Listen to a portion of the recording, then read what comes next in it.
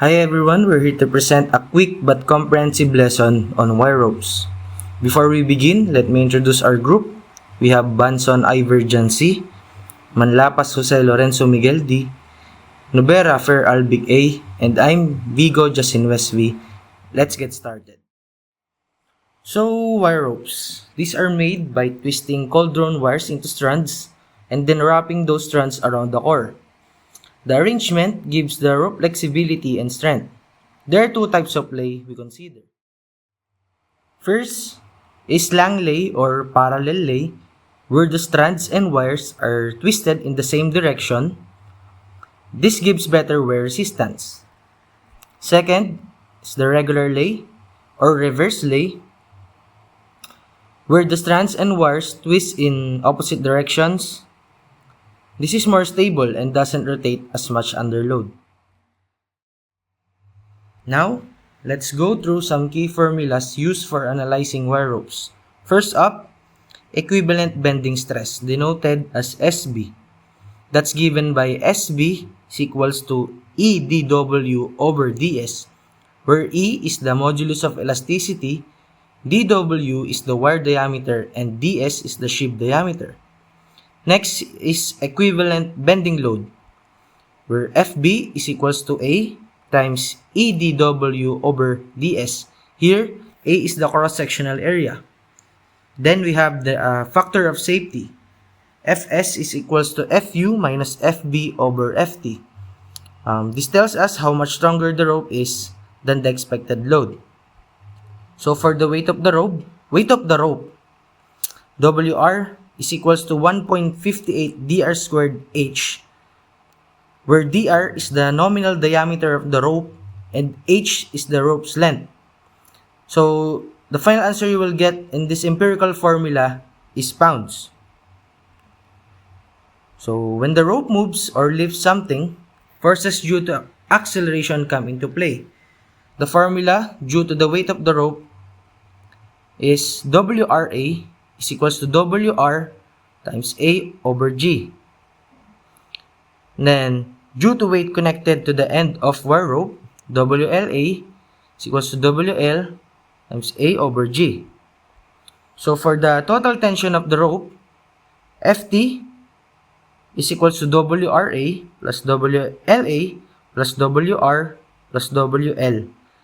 Or simply, FT is equals to WR plus WL times 1 plus A over G, where WL is useful load, A is for acceleration, and G is standard gravitational constant. So for the approximate diameter and area, we have different types of rope. First is 6x7, which has a DW of 0.106 dr and an area that should be in square inch is equals to 0.38 dr squared. The next, 6x19 is equals to dW of 0.063 dr and an area of 0.38 dr squared. The next, 6x37, which is equals to dW of 0.045 dr and an area of 0.38 dr squared. And lastly, 8x19, which has a dW of 0.050 dr and an area of 0.35 dr squared. Then, the approximate weight of the rope, or WR, we have the type of rope 6x7, which has an approximate weight of rope of 1.52 dr squared h, and then 6x19, 1.6 dr squared h, and 1.76 dr squared h. Then lastly, 6x37, which has an approximate weight of rope of 1.55 dr squared h and 1.71 dr squared h, where dr is equals to nominal diameter of the wire rope that should be in inches, as I've said earlier, and then h is equals to height or length of the rope that should be in feet. We also estimate the weight and strength of ropes using charts like this. For example, for a 6x19 wire rope, the ultimate strength varies by grade. For VHS, Fu is equals to 48 dr squared. IPS, FU is equals to 42 dr squared. PS, FU is equals to 36 dr squared. And PS, FU is equals to 32 dr squared. In the estimated ultimate strength, or FU, the answer you will get is in tons. And you should convert it to pounds, which is tons. 1 ton is equals to 2,000 pounds.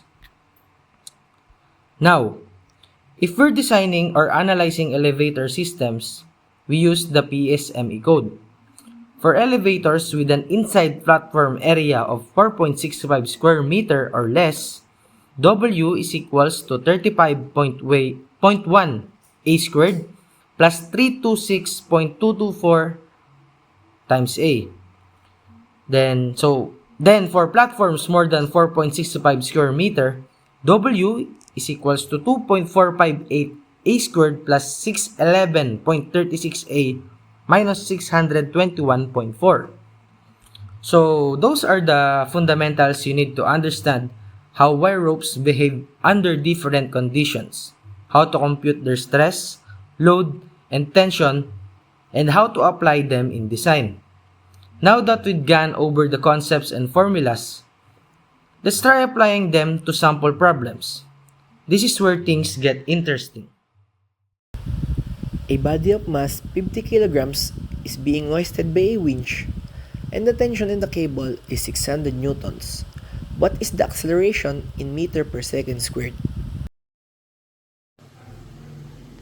Lista muna natin yung given. Ang given natin ay mass na 50 kilograms at tension na 600 newton. Next, kunin natin yung weight. Weight is equals to mass times gravitational acceleration. Bali, 50 kilograms times 9.806 meter per second squared.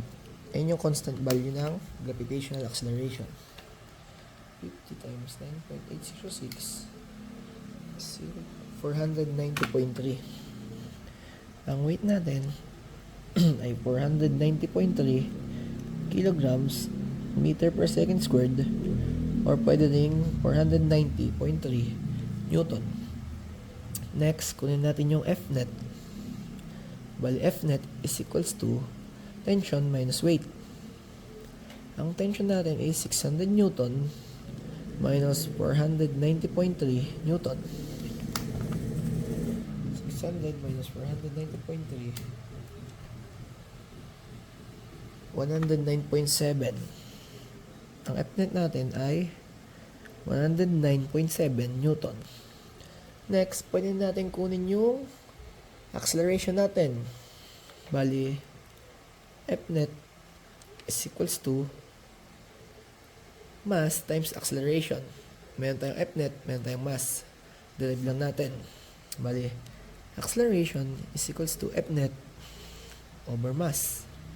Ang Fnet natin, 109.7 newton over 50 kilograms. Yung newton, pwede natin gawing kilograms meter per second squared. Lalabas dyan ay 1.7 divided 50. Ayun ang acceleration natin. Ang acceleration natin ay 2.194 meter per second squared.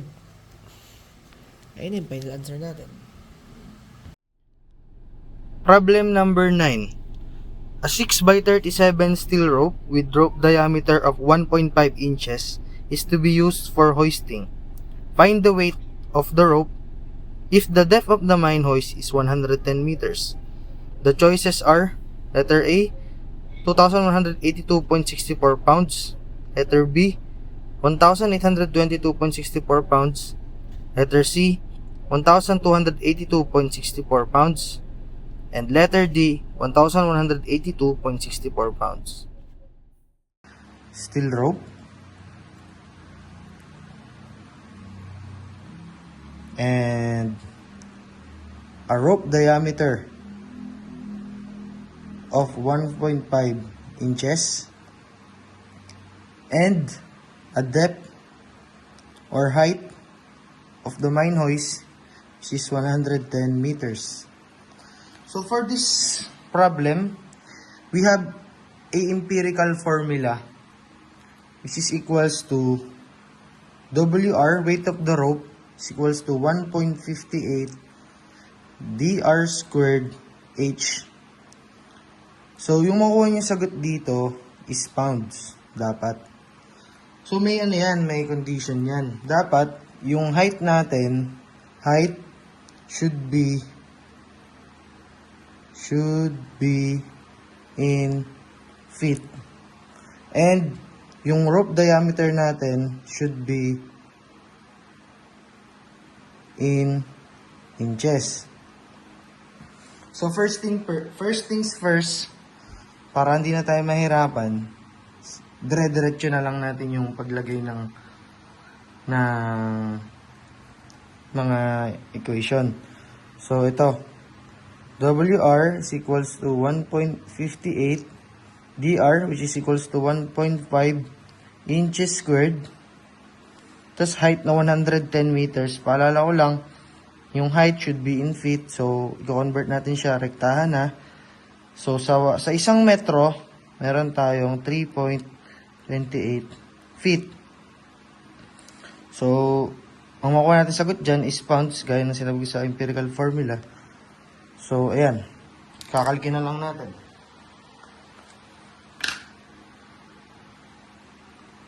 .58 is equals to 1.5 squared.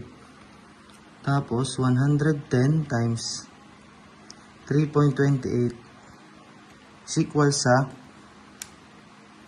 1282.64 naka-pounds.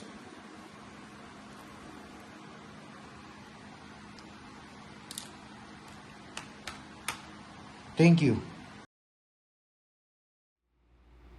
What is the maximum rated in kilogram of an elevator having a 2.5 square meter floor area? So, for this sample problem, we have a given of 2.5 square meter floor area. By this, we're going to use the formula from the PSME code. We have two formulas. The first formula is used for an inside net platform area of not more than 4.65 square meters. We have 35.1 a squared plus 326.224 a.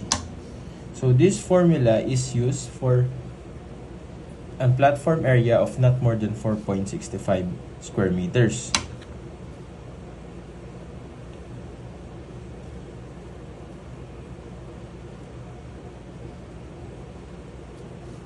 And the second formula is used for a inside net platform area of not more than of more than 4.65 square meters. We have weight is equals to 2.458 a squared plus 611.36 a minus 621.4. So this is used for a net platform area that is more than 4.65 square meters.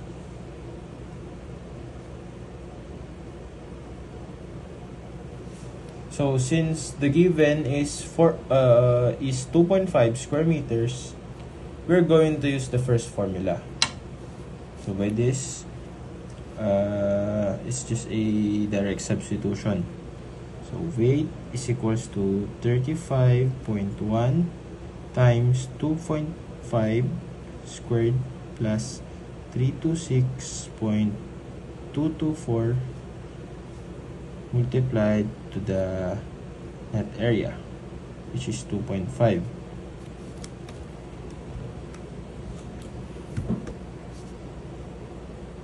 $35.1 times 2.5 squared plus 326.224 times 2.5. By that, we have the answer of 1034.935, or equivalent to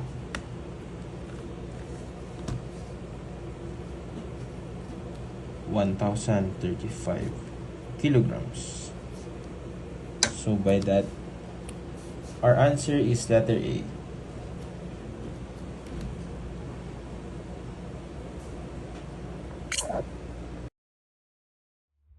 Hello everyone. Today I'm going to talk about something you've probably seen before, especially on bikes and motorcycles. It's called a chain drives or chains.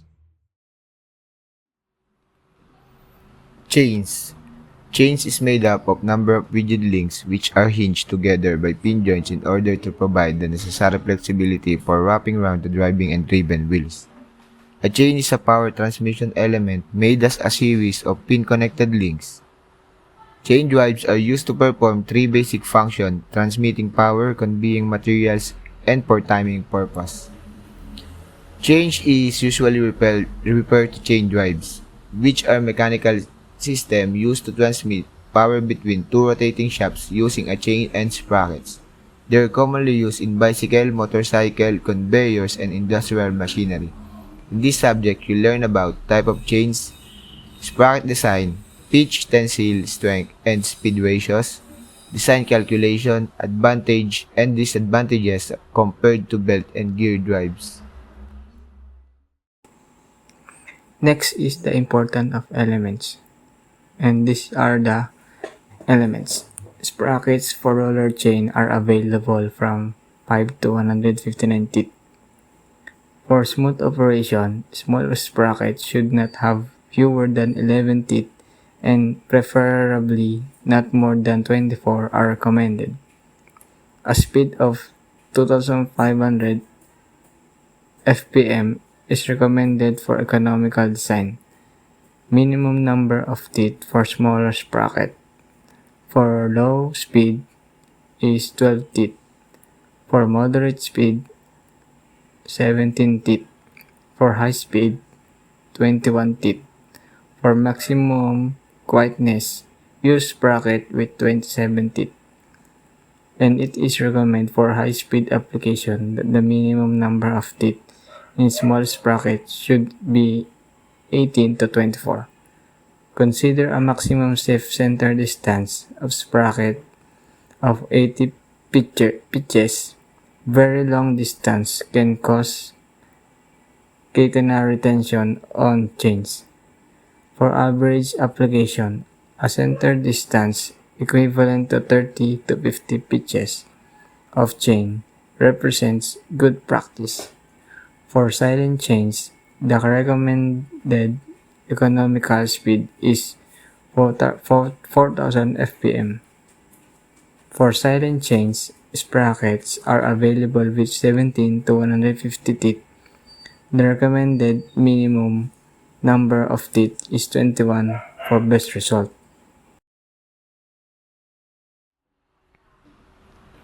Classification of chains. Hoisting and hauling or crane chains can be used up to 0.25 meter per second. The two types are oval and square links. Next is conveyor chains, used for elevating and conveying within 0.8 to 3 meter per second. The two types are detachable or hook joint and closed joint type. Last is power transmitting chain, used for short center distance. The three types are block or bush, roller chain, and silent chain or inverted tooth chain. So let's proceed to the formulas. First formula, velocity and teeth ratio. VR is equal to T capital D over T small d is equal to N small d over N capital D, wherein the small sprocket is the driver and the large sprocket is the driven. The T small d is the number of teeth of small sprocket. The T capital D is the number of teeth large sprocket. Then the N small d is the RPM of small sprocket, and the N capital D is the RPM of large sprocket.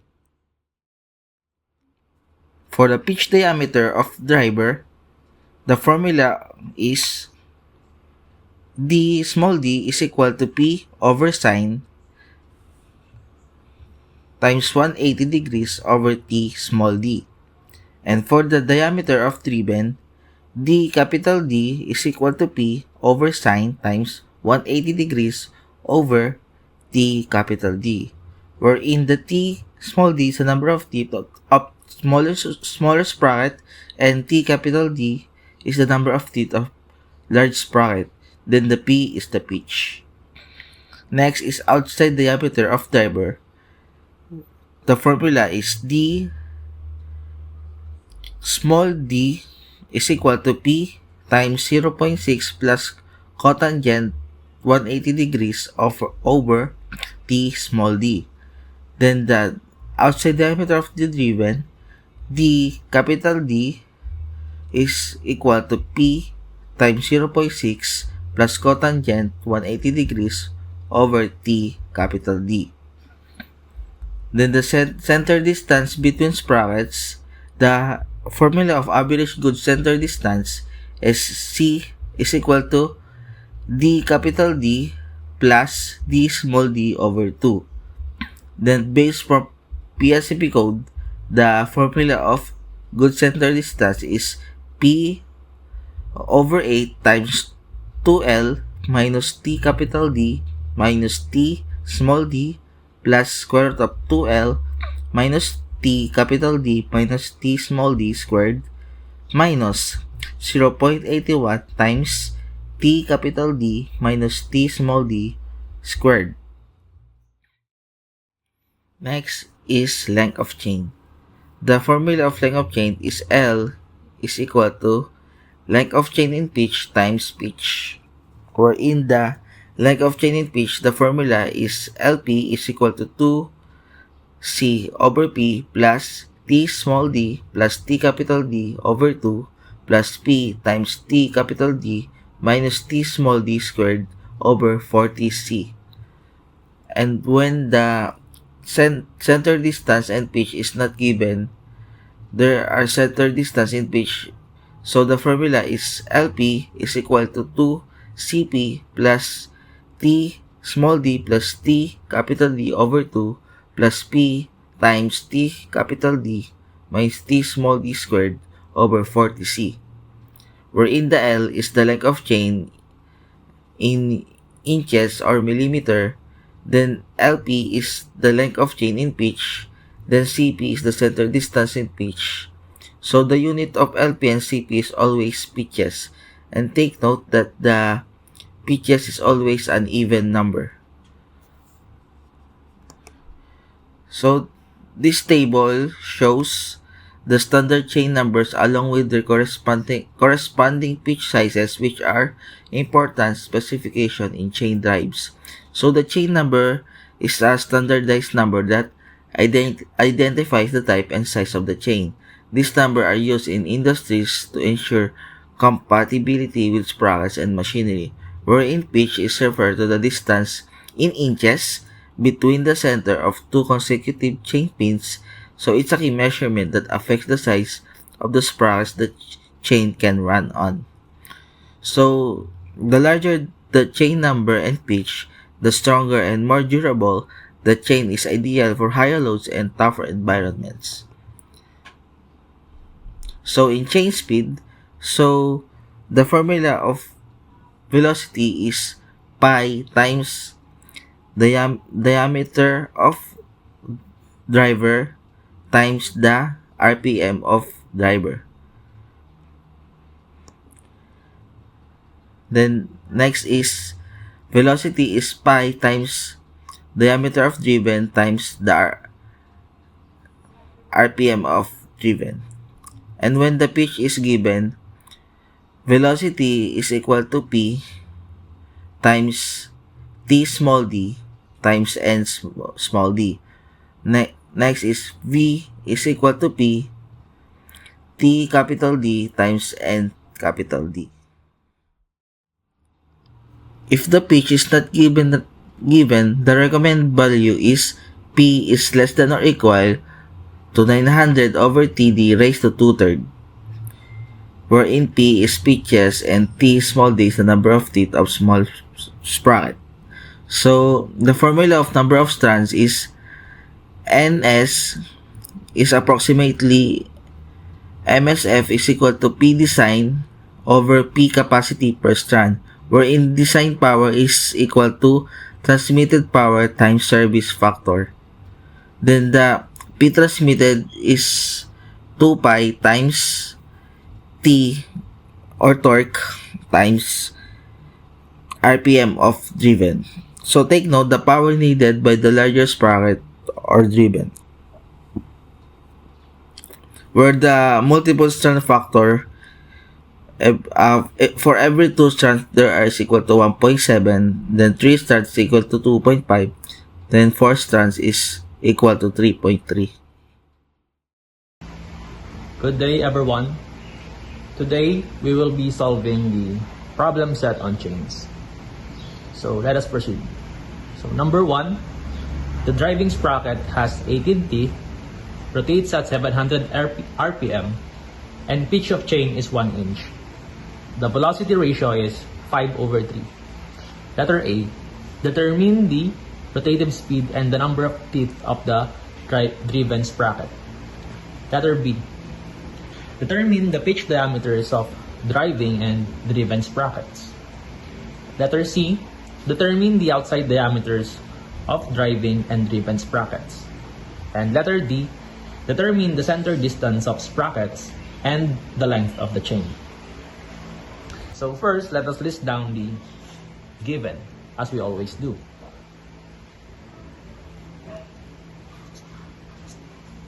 So number 1, we are given the number of teeth of the driving sprocket. So it is T sub small d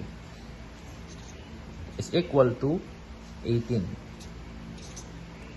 Also, it is given that it rotates at a certain speed, which is 700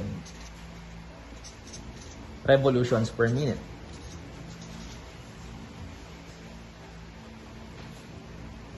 And also, the pitch of chain is given as 1 inch. And lastly, the velocity ratio is given as 5/3. So, at letter A, we are asked to determine the rotative speed and the number of teeth of the driven sprocket. So, N sub cap D is missing, and also T sub T is also missing. So in order for us to find the number of teeth of the driven sprocket and its rotative speed, we are going to use the formula of the velocity ratio. So as we all know, velocity ratio is equal to T cap D over T D, and also equal to N sub small d all over by N sub cap D. So we have the value of the velocity ratio, which is 5/3. And also we have the value of the number of teeth of our driving sprocket, which is 18. And also we have the value of the rotative speed of our driving sprocket, which is 700 RPM. Therefore, we have one formula and one missing component, which is the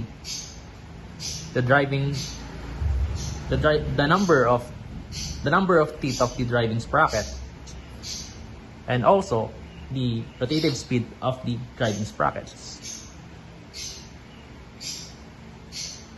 So the driven sprocket. So therefore, we can easily find the number of teeth of the driven sprocket along with its rotative speed by simply multiplying the number of teeth of the driving sprocket to its velocity ratio.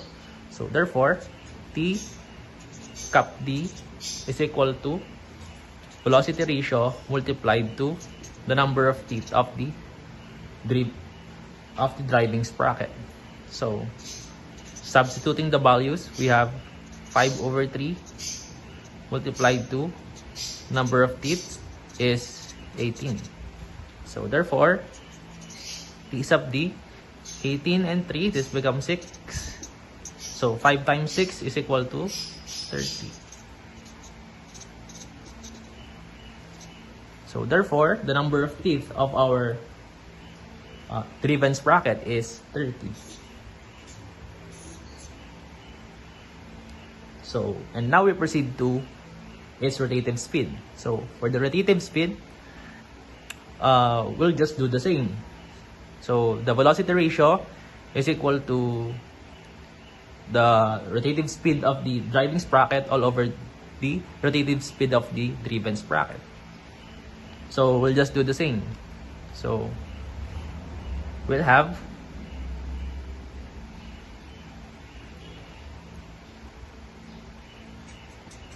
ND, N cap D is equal to ND small all over by PR.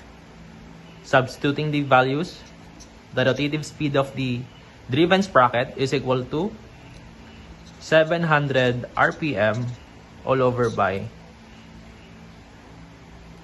5 over 3. So 3 times 700 is 2100 divided by 5, so that is 420 RPM. And then now let's proceed to letter B.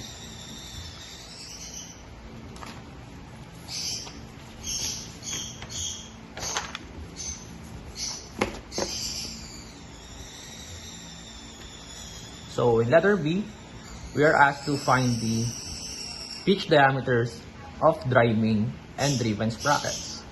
So at letter B, we'll just use the formula for the pitch diameters, which are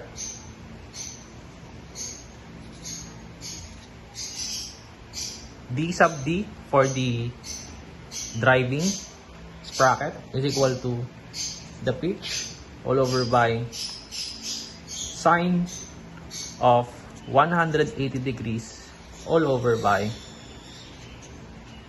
its number of teeth. Also, same with the driven sprocket, it is pitch all over by sine of 180 degrees all over by its number of teeth.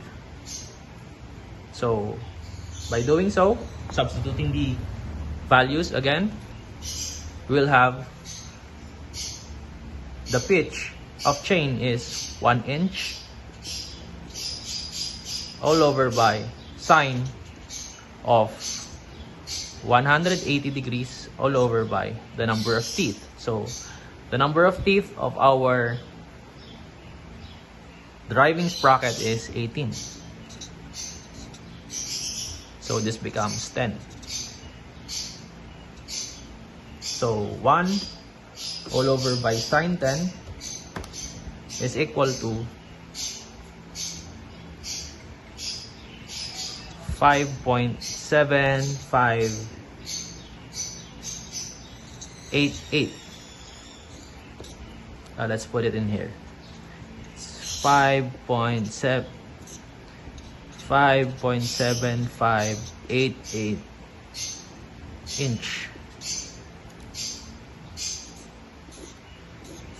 And now for our driving sprocket, for the pitch diameter of our driven sprocket, so again, substituting the values, we'll just do the same. Ang naiba lang is yung kanilang number of teeth. So it's just 1 all over by sine of 180 degrees all over by the number of teeth, which is how many? 30. Yes. So therefore 180 over 30 is becomes 6. So it's simply 1 all over by sine 6. So therefore the answer is 9.5668. 5668 H.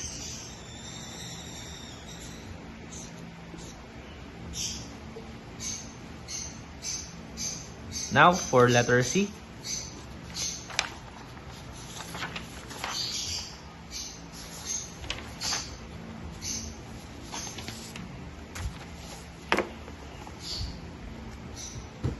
Determine the outside diameters of driving and driven sprockets. So we have the formula of the outside diameter for the driving sprocket as the DO is equal to the pitch quantity 0.6 plus the cotangent of 180 degrees all over by the number of teeth of the driving sprocket closed. And also, we have for the outside diameter of our driven sprocket, we have the formula DO is equal to P all over by 0.6 plus the cotangent of 180 degrees all over by its number of teeth closed. So therefore, we have the pitch of chain, the number of teeth. So all we have to do is substitute the values. So by doing so, the pitch is 1 inch multiplied to 0.6 plus the cotangent of 180 degrees all over by the number of teeth is 18. So let us solve. So 1 all over by tangent of 10 plus 0.6 multiplied to 1 is equal to 6.2713 inches. While on the other hand, for the outside diameter of our driven sprocket, we'll just substitute the values again. So it's just 1 inch, 0.6 plus the cotangent of 180 degrees all over by 30 close is equal to 1 over tangent 6 plus 0.6 multiplied to 1 is equal to 10.1144 inch. And now, lastly, we proceed to letter D.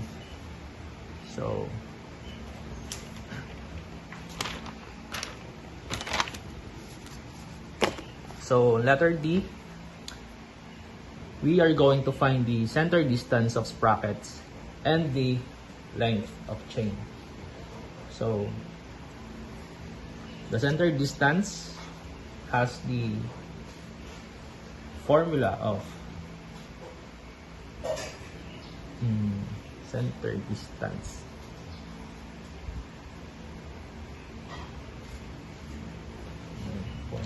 Over formula of D plus D all over by 2. So these are the pitch diameters of our sprocket. So by substituting, we have the driving sprocket as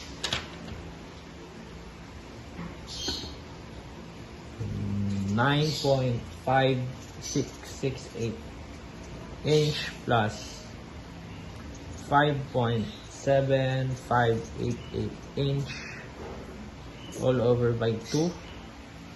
So this is equal to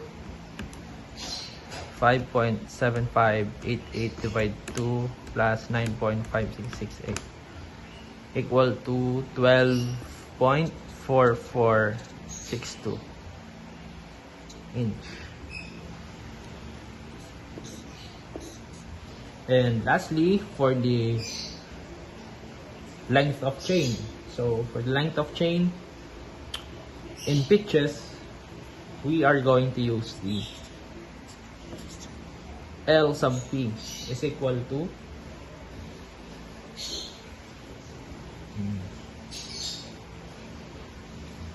two C all over by P plus quantity TD plus TD all over by 2 plus the pitch multiplied to TD minus TD squared all over by 40C. So by substituting the values, we'll have 2 times 12.4462 all over by 1 inch plus quantity 30 plus 18 all over by 2 plus 1 inch quantity 30 minus 18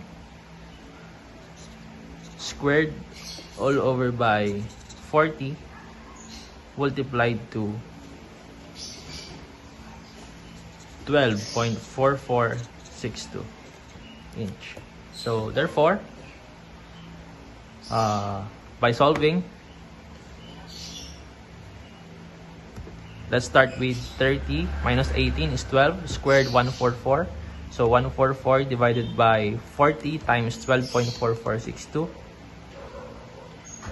plus 48 over 2 is 24 plus 2 times 12.4462 all over by 1 is equal to 49.1816 pitches.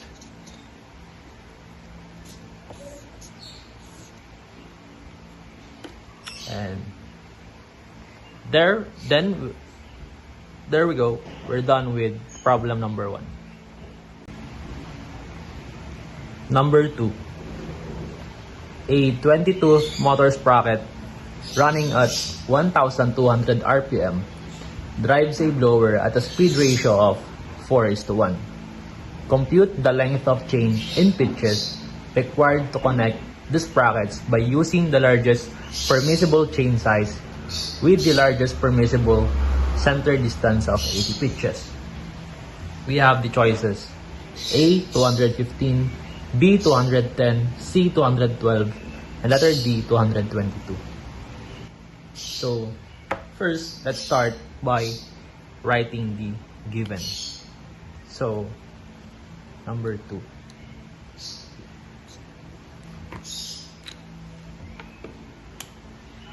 So we are given the number of teeth of our driving sprocket, the motor sprocket.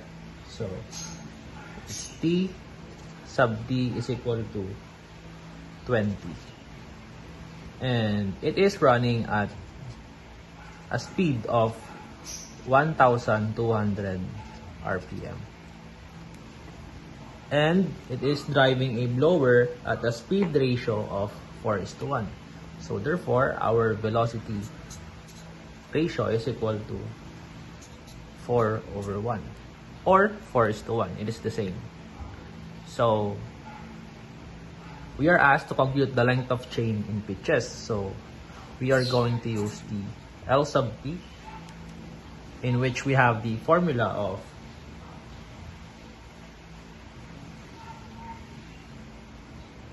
two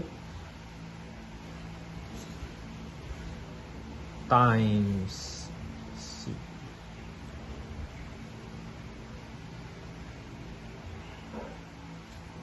CP plus quantity T over D plus T over D all over by 2 plus quantity TD minus TD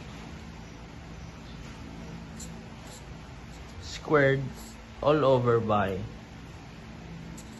40 CP. So we have our velocity ratio, therefore we can find the number of teeth of our driven sprocket. So we have the number of teeth of our driving sprocket, we can find the number of teeth of our driven sprocket, and we can also find the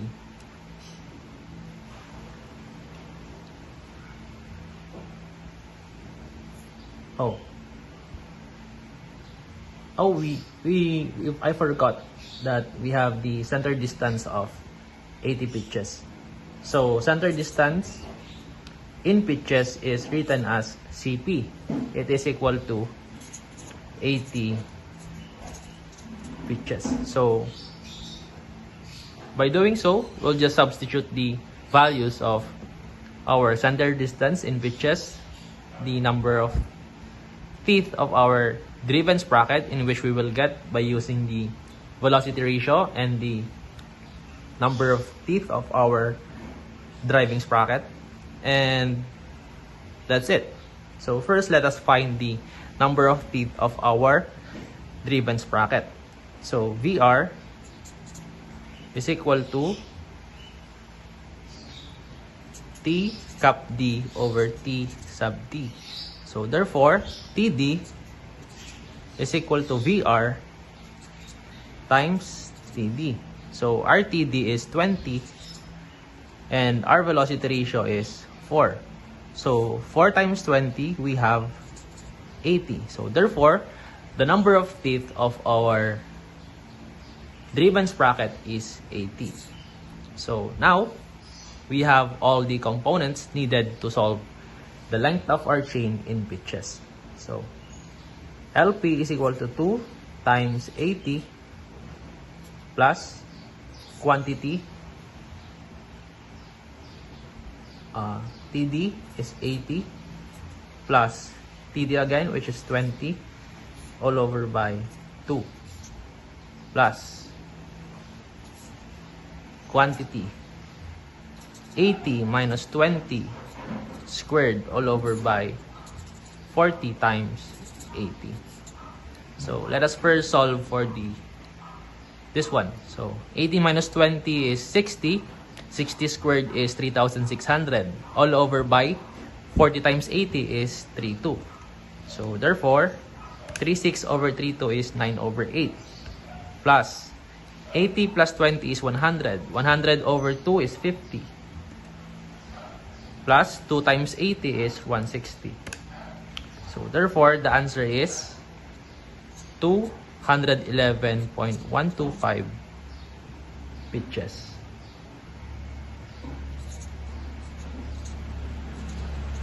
Which is also similar to 212 pitches. So therefore, the answer is letter C.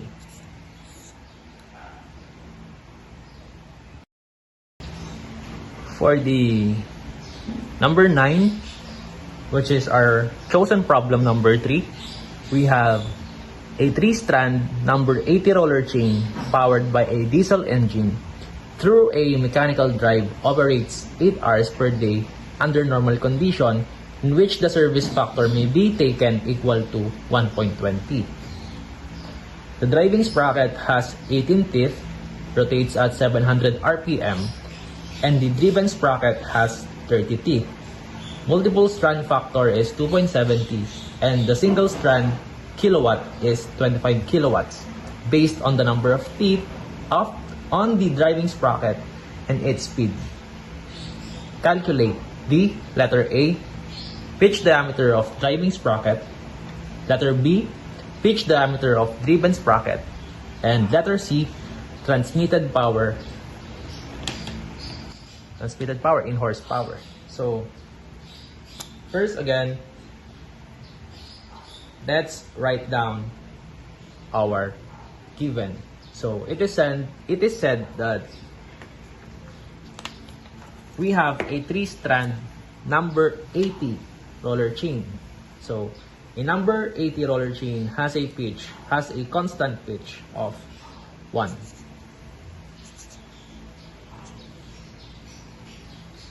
And it operates 8 hours per day. So we have time 8 hours. And we have the service factor equal to 1.2. And we have the number of teeth of the driving sprocket, which is 18. Its speed is 700 RPM. And the number of teeth of the driven sprocket is 30. And lastly, the multiple strand factor, MSF, is equal to 2.17. Now, on letter A, we are asked to find the pitch diameter of driving sprocket. So for the driving sprocket, we have the formula of D sub D is equal to the pitch all over by sine quantity 180 degrees all over by its number of teeth, which is 18. So our pitch is 1. So therefore, it is simply 1 all over by sine of 180 over 18 is 10. So 1 over sine 10 is equal to 5.7588 inch.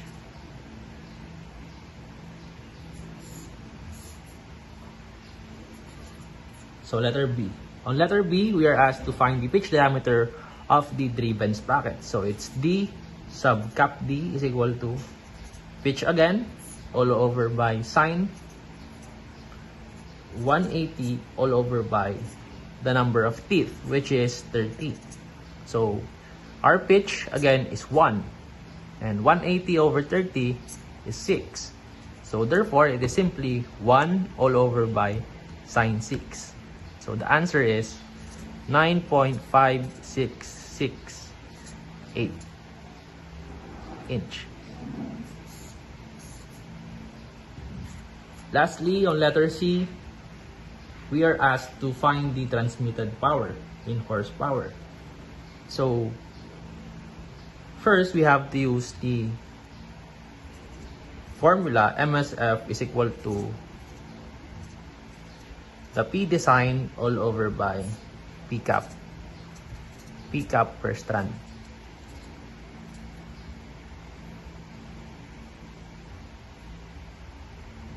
So we have the MSF, and we also have the P cap per strand, which is, oh, I haven't mentioned it, which is 25 kilowatts.